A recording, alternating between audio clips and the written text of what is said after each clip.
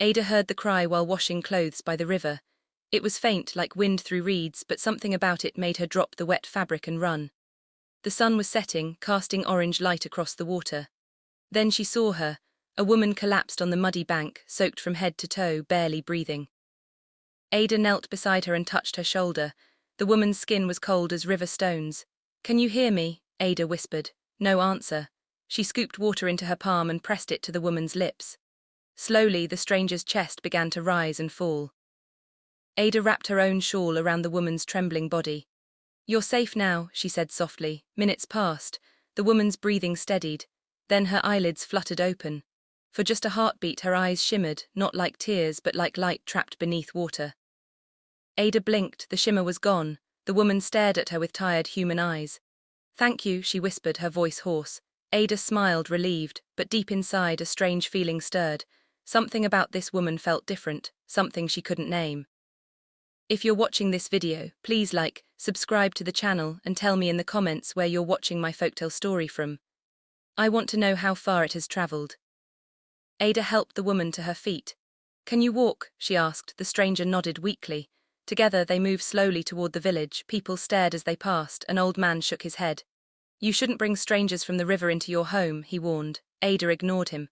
Kindness was stronger than fear. At Ada's small mud house, she laid the woman on a mat near the fire. "Rest here," Ada said gently. The woman closed her eyes, then whispered, "My name is Mayamb." Her voice sounded strange, smooth and flowing like water over stones. Ada felt a chill run down her spine, but she smiled anyway. "I'm Ada, you're safe here." From the corner of the room, Ada's mother sat up in her sickbed. She had been weak for months, barely speaking, but now her eyes were wide, locked on Mayamb. "I've seen her before," her mother whispered. Ada froze. "What do you mean, Mama?" Her mother's voice trembled. "In a dream, she was standing in water, reaching for me." Ada looked back at Mayamb. The stranger's eyes were closed, but her lips curved into a faint, knowing smile.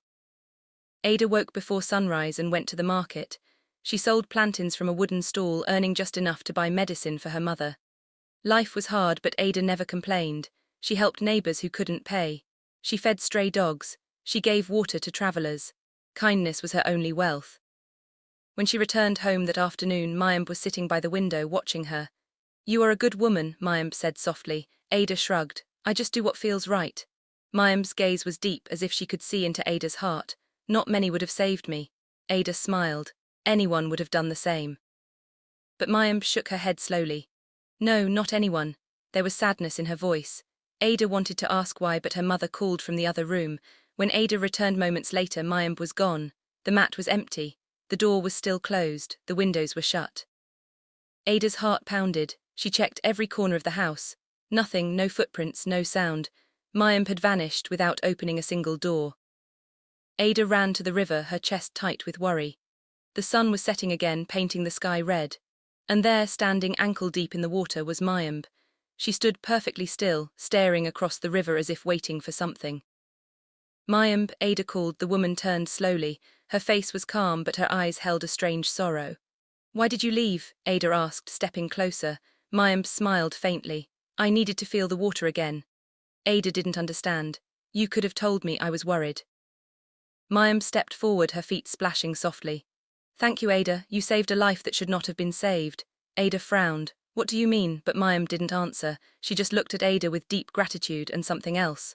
Regret maybe, or fear. Then Ada noticed it.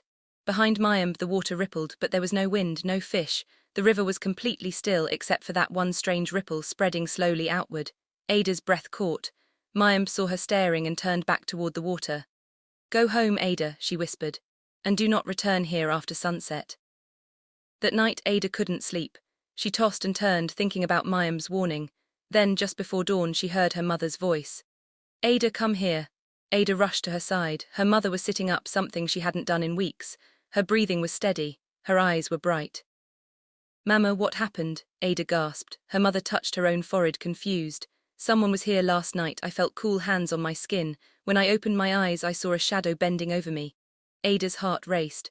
"What kind of shadow?" Her mother shook her head. "I don't know, but after it touched me, I could breathe again." Ada looked around the room. Everything seemed normal. Then she saw them, wet footprints leading from her mother's mat to the door. They glistened faintly in the early light. Ada knelt and touched one. Her fingers came away damp and cold. The footprints didn't belong to her. They didn't belong to her mother. They belonged to someone or something that had walked through their home in the night. Ada's skin prickled. She thought of Mayimb, and she thought of the river. Word spread quickly through the village. People whispered about the woman with river eyes seen with Ada. Some were curious, others were afraid. The village skeptic, a sharp-tongued woman named Bissy, cornered Ada at the market. "You're welcoming trouble," Bissy warned.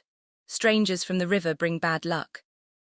Ada shook her head. "She needed help, that's all." Bissy leaned closer. "Listen to me, that woman is not what she seems." Ada wanted to argue, but something stopped her, a cold presence behind her. She turned and there was Mayimb standing just a few steps away. But no one else saw her. Bissy kept talking, staring right through Mayimb as if she wasn't there. Ada's breath caught. Mayimb smiled softly and pressed a finger to her lips. Then she stepped back into the crowd and vanished. Ada blinked, her heart pounded. She looked around frantically, but Mayimb was gone. Bissy frowned. "Are you listening to me?" Ada nodded weakly, but her mind was spinning. How could Mayimb appear and disappear like that, and why could only Ada see her? The next morning, Mayimb appeared at Ada's door. She held something in her hand, a small shell pendant, smooth and white, hanging from a woven cord. "I want you to have this," Mayimb said. Ada hesitated. "Why?" Mayimb pressed it into her palm. "It will guide you when the time comes." And Ada looked down at the shell. It was beautiful, carved with tiny patterns that seemed to shift in the light. Then, as she held it, the pendant began to glow. Faintly at first, then brighter. Ada gasped. "What is this?" Mayimb didn't answer. She just smiled and turned to leave. But before she reached the door, a villager passing by glanced through the window. The woman screamed. "She's disappearing, she's turning into mist." Ada rushed outside. The villager was pale, pointing at the empty space where Mayimb had stood. "I saw her, she dissolved into nothing." The woman ran, shouting warnings to everyone. Ada looked down at the pendant in her hand. It was still glowing softly. And deep in her chest, she felt a pull, toward the river, toward the truth, toward something she didn't yet understand. That evening, Mayimb appeared at Ada's market stall just as the sun touched the horizon. Her face was serious. "Ada, listen carefully," she said. "Do not return to the river after sunset." Ada frowned. "Why not?" Mayimb's calm expression cracked for the first time. Fear flickered in her eyes. "Please, just trust me." Ada wanted to ask more, but Mayimb was already walking away, her figure fading into the growing shadows. Ada packed up her stall slowly, her mind full of questions.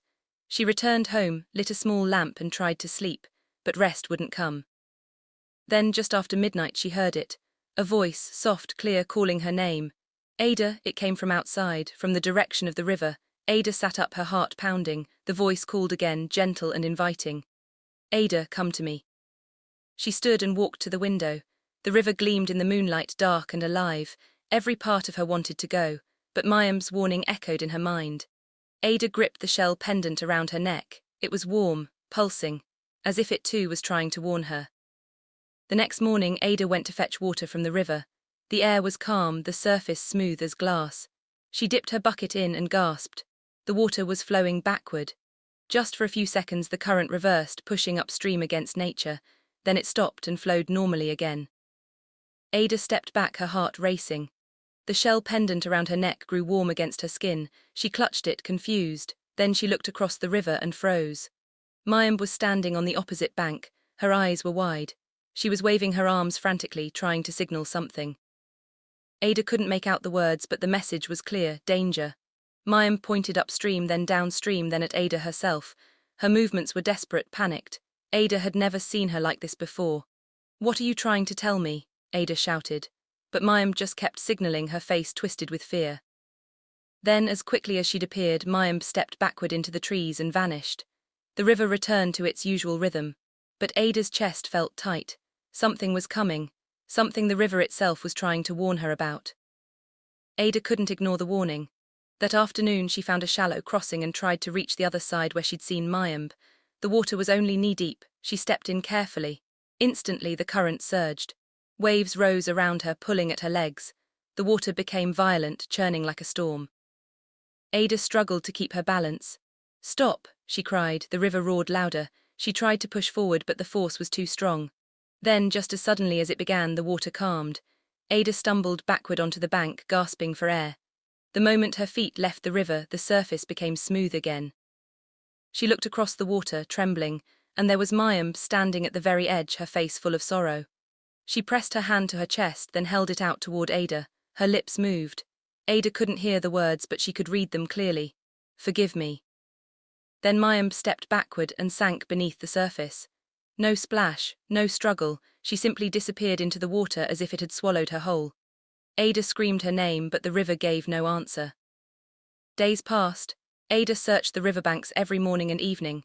She asked fishermen, travelers, anyone who might have seen Mayim. No one had. It was as if the woman had never existed. But Ada knew better. She could still feel the warmth of the pendant. She could still see those wet footprints in her mother's room. As she walked along the water one afternoon, something strange caught her eye, shimmering reflections on the surface, shapes that didn't match the trees or sky. They flickered like shadows beneath the water, moving with purpose. Ada knelt down and stared. The shapes seemed to be watching her. Then a small voice spoke behind her. "Excuse me, miss." Ada turned. A young boy stood there holding a folded piece of paper. It was soaked through, dripping. "A woman told me to give this to you," he said. Ada's hands shook as she took it. "What woman?" But the boy just shrugged and ran off. Ada unfolded the wet note carefully. The ink had bled, but the words were clear. "Follow the path of kindness." Ada's breath caught. She looked back at the river. The shimmering shapes were gone. That night Ada dreamed. She was underwater, surrounded by soft green light. The current moved gently around her, but she could breathe. Then she saw Mayim. She was deeper down, reaching out with both hands. Her mouth moved, but no sound came. Her eyes were full of desperation. Mayim pointed toward something in the distance, a part of the river Ada had never visited, a place where the water ran deep and dark. Mayim's expression begged her, "Go there, find the truth." Then the dream began to fade. Ada tried to hold on, but the water pulled her back. She woke suddenly, gasping. Her room was dark, but something was wrong. The floor near her bed was wet. She sat up and lit a candle. There, glistening in the flickering light, were wet footprints. They led from the doorway to the side of her mat, as if someone had stood there, dripping, watching her sleep. Ada's skin prickled. She touched the footprints. They were cold, fresh. Whoever or whatever had been there was gone now, but the message was clear. Mayim was trying to reach her, and Ada needed to listen. The next morning, Ada walked along the river with the shell pendant in her hand. She didn't know what she was looking for, but she trusted the pull she felt. As she passed the old fisherman's dock, the pendant suddenly blazed with light. Ada gasped and stopped. The glow was so bright it hurt to look at. The fisherman, mending his nets nearby, looked up. "You feel it too, don't you?" he said quietly. Ada nodded. "The water has been restless," he continued. "For days now, like something powerful is struggling beneath." Ada's heart pounded. "What do you think it is?" The fisherman shook his head. "I don't know. But the river remembers things we've forgotten." Ada looked down at the pendant. It was pulling her now, tugging gently in one direction. She followed the pull along the bank, past the village, past the fields. The pendant led her to a narrow, overgrown trail she'd never noticed before. It disappeared into thick brush, heading toward the deeper part of the river. Ada hesitated. The trail looked abandoned, dangerous, but the pendant glowed brighter, urging her forward. She took a breath and stepped onto the path. Behind her, the fisherman called out, "Be careful, girl. Some paths lead to places we're not meant to go." The trail twisted through thick undergrowth. Branches scraped Ada's arms. The air grew cooler the further she walked. Then she saw it, a piece of torn cloth hanging from a thorn bush. It shimmered faintly, even in the shadows. Ada pulled it free. The fabric was unlike anything she'd ever seen. Smooth, iridescent, almost alive in her hands. It was Mayim's. Ada was sure of it. She tucked the cloth into her pocket and kept moving. The trail grew narrower. The trees leaned in close, blocking out the sun. Then she heard it, footsteps, fast, coming toward her. Ada's heart leapt. She spun around, searching the shadows. "Mayim," she called, no answer. The footsteps grew louder, closer. Ada backed against a tree, clutching the pendant. Then, just as suddenly as they'd started, the footsteps stopped. Silence. Ada held her breath. Something was watching her. She could feel it. The air itself seemed to hold still. Then a voice, soft, ancient, and not quite human, whispered from the trees. "You should not be here." Ada's blood ran cold. She wanted to run, but her legs wouldn't move. The voice spoke again. "But the river has chosen you, so you may pass." Ada stumbled forward, her hands shaking. The trail opened suddenly into a small clearing by the water's edge, and there, sitting on a flat stone, was an old woman. Her eyes were clouded and blind, but her gaze seemed to pierce right through Ada. "Come closer, child," the woman said. Ada obeyed, though fear prickled her skin. You seek the one who saved you from sorrow, the old woman said. Ada frowned. I'm the one who saved her. The old woman smiled faintly. Are you sure? Ada didn't know how to answer. The woman continued, the one you seek is bound by truth she cannot speak. But the river knows. The river remembers kindness more than humans do. Ada knelt before her. Please tell me where she is. The old woman reached out and touched Ada's pendant. It flared with light. She is where she has always been, beneath the surface, waiting. Ada's eyes filled with tears. How do I reach her? The woman stood slowly. You already have. Your kindness opened the door, now you must walk through it. Ada blinked and the old woman was gone, just like that. The stone was empty. The clearing was silent. Ada looked around frantically, but there was no trace. No footprints, no shadow, just the river flowing steadily beside her. Ada returned home as the sun set. Her mother was awake, sitting by the fire. Someone came looking for you, her mother said quietly. Ada's heart jumped. Who? Her mother's voice trembled. I don't know, she was dripping wet. She asked for you by name, then left without another word. Ada rushed to the doorstep. There, glinting in the fading light, was a single scale. It was small, translucent, and glowing faintly with an inner light. Ada picked it up carefully. It was smooth and cool, like polished glass, but it pulsed gently in her palm, as if alive. She looked toward the river, and then she heard its soft humming, a melody she didn't recognize but somehow felt in her bones. It was Mayim's voice. Ada was sure of it. The sound was coming from the water's edge. Ada's mother grabbed her arm. Don't go, Ada, please. But Ada couldn't stop herself. The humming called to her like a lullaby, like a promise. She tucked the scale into her pocket, kissed her mother's hand, and stepped outside. The humming grew louder, clearer, and Ada followed it into the night. The riverbank was empty when Ada arrived. The humming had stopped. The water was black under the moonless sky. Ada stood at the edge, clutching the pendant. Mayim, she whispered. No answer. Then the water began to glow. Soft blue light spread across the surface, illuminating the darkness. Ada stepped closer. The light grew brighter, swirling in gentle patterns. Then she felt it, a hand, cool and gentle, wrapping around her ankle. Ada gasped but didn't pull away. The hand wasn't grabbing, it was guiding. She looked down into the glowing water and saw Mayim's face just beneath the surface. Mayim's eyes were sad but calm. She nodded slowly as if to say, trust me. Then she released Ada's ankle and sank deeper. The glow followed her down, creating a path of light through the dark water. Ada's heart pounded. Every instinct told her to run, but something stronger told her to stay. The light pulsed gently, inviting her. Ada took a breath. She didn't understand what was happening, but she knew one thing: Mayim needed her, and Ada had never turned her back on someone in need. The next day, Ada couldn't shake the feeling. She went about her work, but her mind was elsewhere. Then, as she sat by the river at noon, she heard it again, not with her ears but inside her mind. A voice, clear and calm. Return at moonrise, the truth awaits. Ada looked around. No one was there, but the voice had been real. She touched the pendant. It was glowing brightly now, like a lantern against her chest. She knew what she had to do. That night she would return to the river. She would face whatever waited there. As the sun set, Ada prepared herself. She told her mother she'd be back soon. She wore the pendant and carried the glowing scale in her pocket. When the moon finally rose, full and bright, Ada walked to the river. The water was calm. Too calm. Then she saw it, a ripple, then another. Something large moved beneath the surface. Ada's breath caught. A shadow passed under the water, long and graceful. And then, just for a second, she saw it clearly, a tail. Sleek, shimmering, unmistakably not human. Ada's legs trembled, but she didn't run. She stood firm and whispered, I'm here, Mayim, I'm ready. The river began to glow. Soft light spread across the surface, brighter and brighter until the entire bank was bathed in blue-green radiance. Then, slowly, the water began to part, not like a wave, but like a curtain being pulled aside. A pathway appeared, leading down into the depths. Ada stared in disbelief. The water held its shape on either side as if invisible walls kept it in place. The path was dry, solid. She took a step forward and her foot landed on something firm. The water had turned to stone beneath her. She took another step, then another. The river allowed her to walk on its surface. As she moved deeper, the walls of water shimmered around her. She could see fish swimming past, plants swaying gently, the whole underwater world alive and watching. Then, at the end of the path, a figure appeared. Mayim, but she looked different now. Her skin glowed faintly. Her hair floated as if still underwater, and her legs were fading. In their place, shimmering and unmistakable, was a tail, long, elegant, covered in scales that caught the light like jewels. Mayim looked at Ada with tears in her eyes. "Now you know," she whispered. Ada's heart pounded, but she didn't run, she stepped closer. She couldn't finish. Mayim nodded slowly. "A mermaid. I took human form to escape. I was hunted, hurt, I crawled onto land and collapsed by the river, and you found me."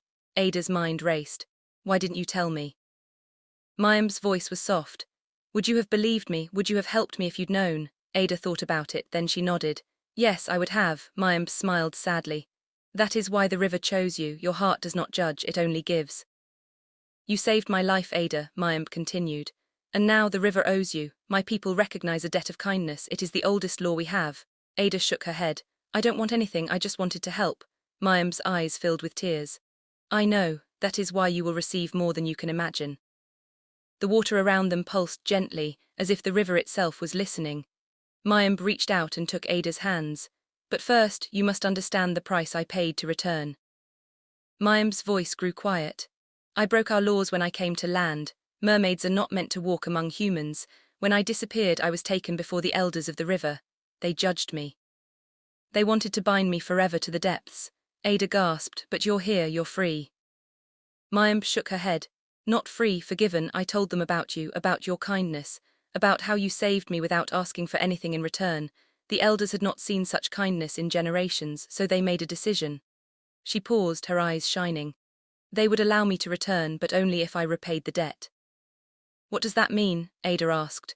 Mayim smiled gently. "It means I must give you a gift, a blessing from the river itself. It is the only way to balance what you have done for me."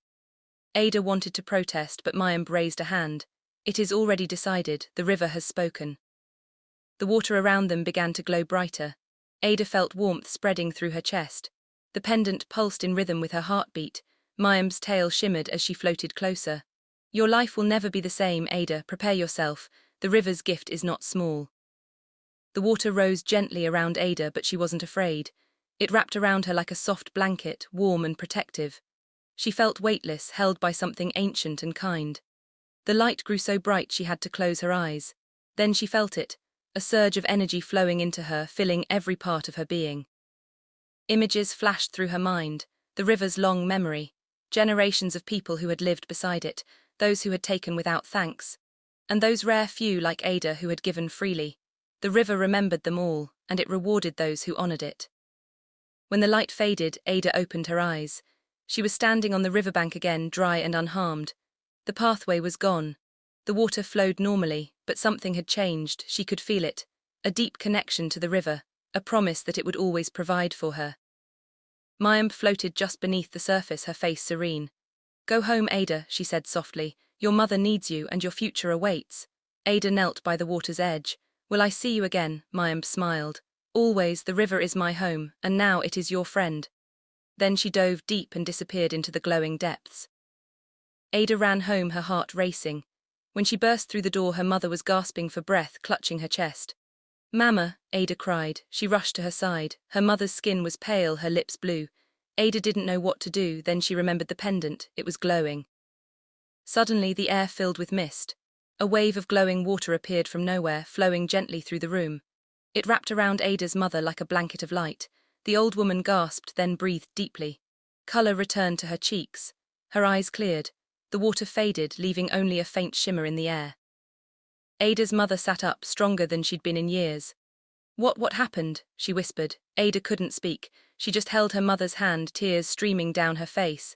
Then she saw her. In the corner of the room, barely visible, stood Mayim. Her form was fading, becoming transparent. "This is my final act," Mayim said softly. "Your kindness has repaid itself." Ada stood. "Wait, don't go," but Mayim shook her head. "I must return, but I leave you with this. Prosperity will flow to you like the river itself. Use it well." Then she was gone. Only the faint scent of water remained. The next morning, everything changed. A merchant arrived at Ada's stall, offering her double the usual price for her plantains.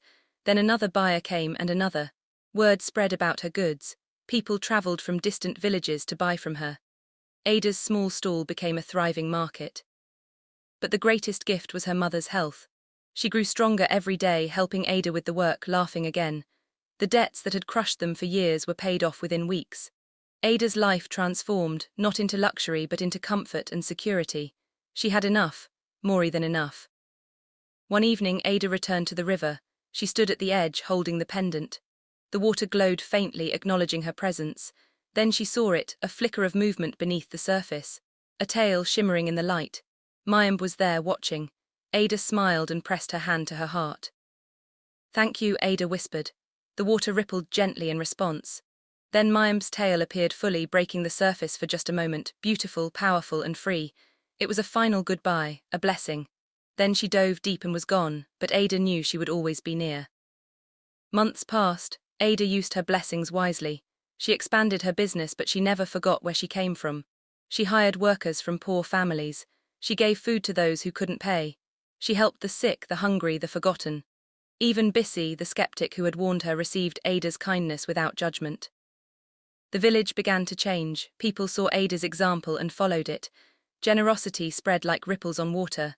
The river seemed to flow more gently. Fishermen caught more fish. Crops grew fuller. It was as if the whole land had been blessed. One evening, Ada stood at the riverbank watching the sunset. The pendant around her neck glowed softly, a quiet reminder of all that had happened. She thought of Mayim, her strange, beautiful friend who had changed her life forever. Then she heard it. A whisper on the wind, soft as water over stones. "Kindness returns always." Ada smiled. She knew it was true. She had given without expecting anything. And the river had given back 100-fold. She touched the pendant one last time, then turned toward home. Behind her, the river shimmered in the fading light, alive and eternal, keeping its promises. The story you have just heard is a beautiful African folktale I have woven for you today. I am telling it to wake your minds to kindness, compassion, and the sacred bond between humans and the natural world. The river in this story represents life itself. It remembers, it gives, and it rewards those who treat it with respect. If you were Ada, would you have helped the stranger by the river, even when others warned you not to? Would you have followed the mystery into the unknown, or would fear have stopped you? And now that blessings have come, would you use them selfishly, or would you let kindness flow through you like water through the land? I want to know your thoughts, because every story is like a candle that can light the path for someone else. Your words, your reflections, might be exactly what another soul needs to hear today. God bless you, and may kindness guide your heart. Meanwhile, on the final screen, I am leaving you with one of the channel's most beloved folktales. I am sure you would love it. Thank you for staying with me until this moment.